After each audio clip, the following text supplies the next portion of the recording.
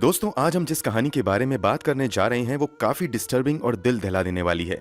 इस मामले के खुलासे ने बहुत ज्यादा सुर्खियां बटोरी थीं और जिस तरह से इस मामले का खुलासा हुआ वो भी काफी चौंकाने वाला था।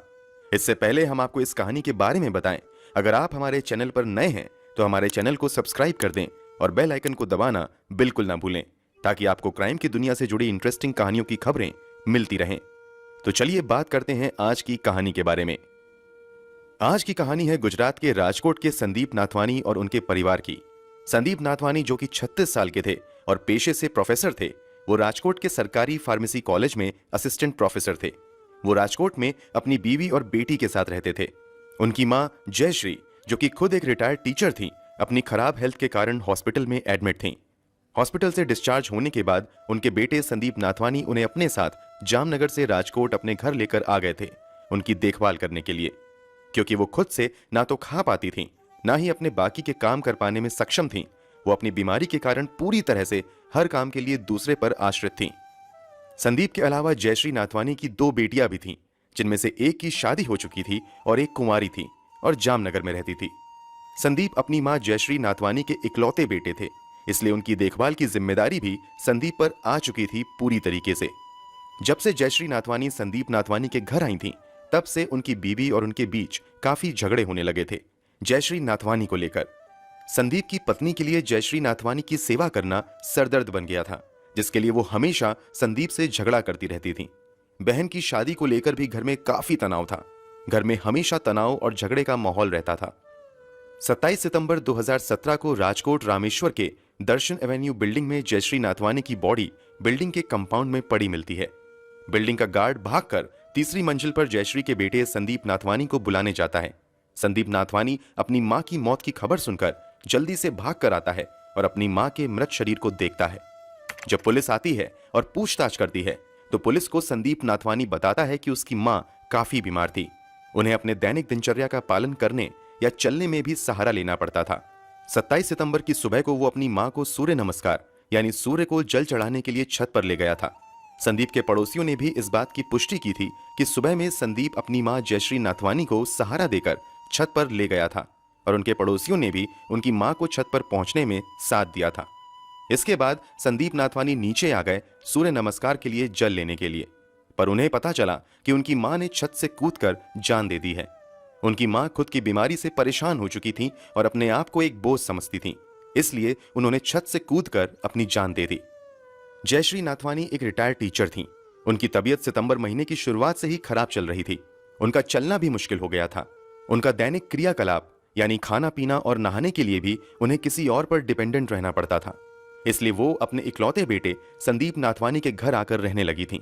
सभी तनाव से ही शायद उबर कर जयश्री नाथवानी ने अपनी ही जान ले ली थी, पर पुलिस को संदीप की कहानी में शक की बदबू आ रही थी। शक इस बात का था कि जब जयश्री नाथवानी चलने मात्र के लिए भी लोगों का सहारा लेती थी, तो भला वो 4 फीट ऊंची दीवार पार करके भला छत से कैसे कूद सकती थी। कुछ तो था जो कि संदीप नाथवानी छुपा रहे थे, पर पोस्टमार्टम की रिपोर्ट में भी जयश्री नाथवानी की मौत का कारण ऊंचाई पर से कूदने के कारण को ही बताया गया था। पोस्टमार्टम रिपोर्ट में किसी तरह की झड़प या बचाव करने का सुराग नहीं मिला था, ना ही किसी ने जयश्री नाथवानी के चीखने चिल्लाने की आवाज सुनी थी। संदीप के पड़ोसी भी संदीप की बताई कहानी की पुष्टि कर रहे थे।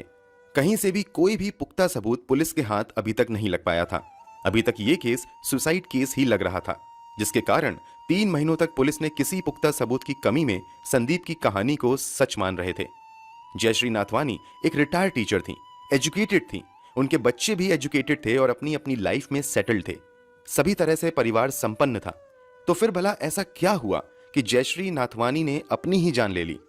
क्या सच में वो खुद को अपने बेटे और बहू के ऊपर बोझ मानने लगी थी? अपने बेटे और बहू के बीच झगड़े और तनाव से दुखी होकर उन्होंने जान दे दी, या फिर अपनी ही लाचारी से दुखी होकर उन्होंने ऐसा कदम लेने का फैसला किया?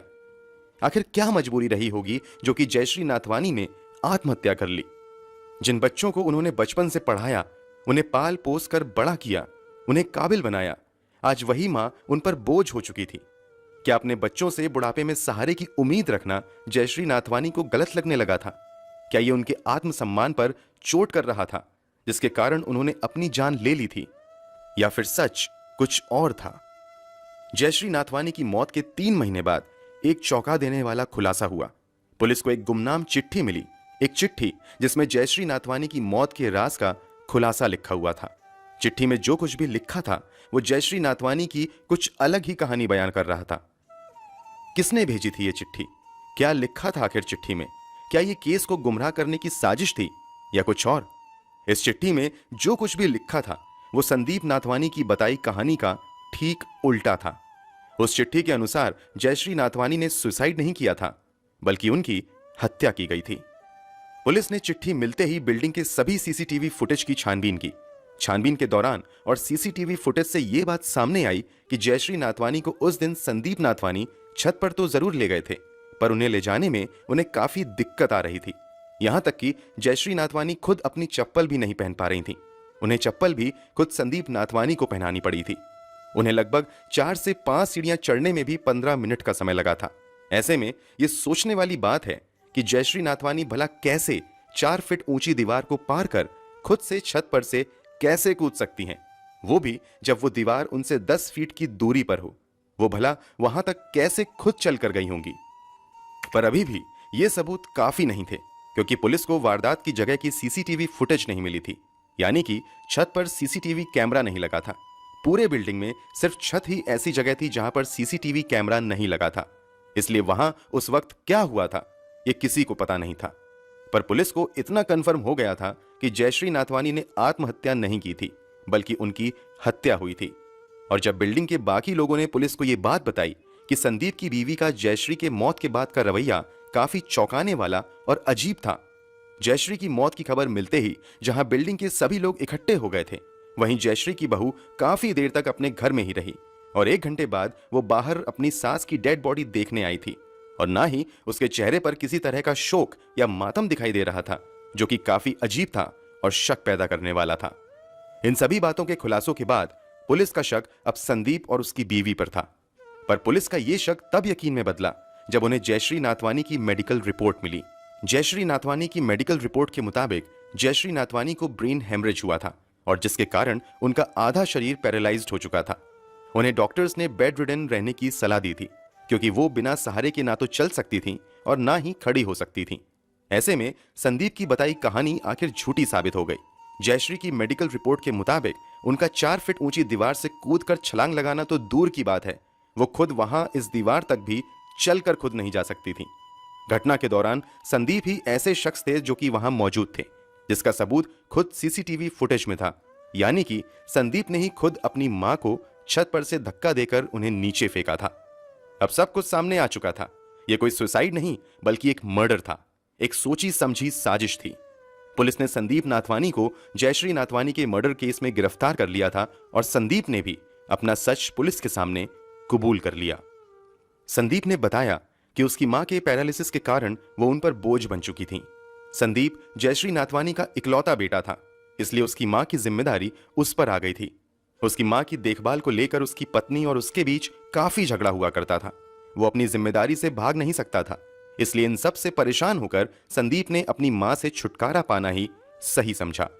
उस दिन 27 सितंबर की सुबह वो अपनी मां को सूर्य नमस्कार नहीं, बल्कि छत के ऊपर से फेंकने के इरादे से ही ले गया था। उसने छत पर जाकर अपनी मां को छत पर से धक्का दे दिया और उसी की ही चप्पल पहनकर वो अपने फ्लैट में वापस आ गया।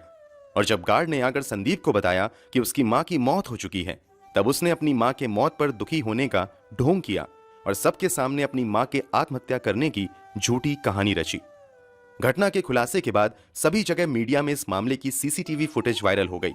सभी कोई इस केस के बारे में जानकर और सीसीटीवी फुटेज देखकर काफी हैरान थे। सीसीटीवी फुटेज में जो कुछ कैद था वो काफी दिल दहला देने वाला था। सीसीटीवी फुटेज में संदीप अपनी मां को छत पर से धक्का देने के बाद बड़े ही आराम से आते हुए दिख रहे थे, वो भी अपनी मां की चप्पल पहने हुए। उनके माथे पर अपनी मां के खून करने का कोई शिकंज नहीं था, ना ही कोई दुख। संदीप नाथवानी की हैवानियत भरे कारनामे को देखकर सभी काफी हैरान थे। अपने फ्लैट में वापस आने के बाद भी वो आराम से अपने अपार्टमेंट में ही थे। वो तब तक बाहर नहीं आ गए जब तक उनके बिल्डिंग के बॉडीगार्ड ने उन्हें अपनी मां के मरने की खबर नहीं दी, और खबर मिलते ही उन्होंने एकदम से परेशान होने का ढोंग रचा। सीसीटीवी में संदीप का ढोंग साफ साफ पकड़ा गया था, जिसे देखकर लोग काफी हैरान थे कि कोई कैसे अपनी मां की खुद इतनी बेरहमी से हत्या कर सकता है। इस मामले ने सबको सोचने पर मजबूर कर दिया कि कोई इतना बेरहम और क्रूर मानसिकता वाला कैसे हो सकता है जो अपनी ही बीमार मां की हत्या कर दे। वो मां जिसने कभी हाथ पकड़कर चलना सिखाया था, जिसने कभी उसके बीमार होने पर उसकी तबीयत का ध्यान रखा था, उसे सहारा दिया था और पाल पोस कर बड़ा किया था। श्रवण कुमार वाले देश में ऐसे भी बेटे हो सकते हैं, किसी ने सोचा भी नहीं होगा। इस केस के खुलासे के बाद जब संदीप नाथवानी को पुलिस हिरासत में लिया गया, तब संदीप की हालत खराब हो गई। उसे सीने में दर्द होने लगा, जिसके कारण उसे अस्पताल में एडमिट किया गया और उसके हॉस्पिटल से डिस्चार्ज होने के तुरंत बाद ही उसे हिरासत में ले लिया गया। उसकी सुनवाई के दौरान संदीप नाथवानी की बहनों ने भी कोर्ट में गवाही दी थी कि उसके भाई और उसकी बीवी का उनकी मां के प्रति व्यवहार कैसा था। साथ ही संदीप नाथवानी के पड़ोसियों ने भी संदीप के जुर्म की गवाही दी। उस दिन उन्होंने भी जयश्री नाथवानी को सीढ़ियां चढ़ने में मदद की थी, ये जानकर कि वो उनकी मदद कर रहे हैं, पर उन्हें क्या पता था कि वो संदीप के काले कारनामे में उसकी मदद कर रहे हैं। उन्होंने संदीप के ढोंग पर एतबार कर लिया था।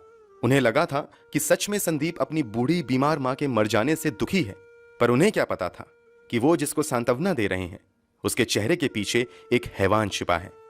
इस केस की सुनवाई में जज पीएन दवे ने संदीप नाथवानी को अपनी 64 वर्षीय मां जयश्री नाथवानी के मर्डर के जुर्म में उम्र कैद की सजा सुनाई।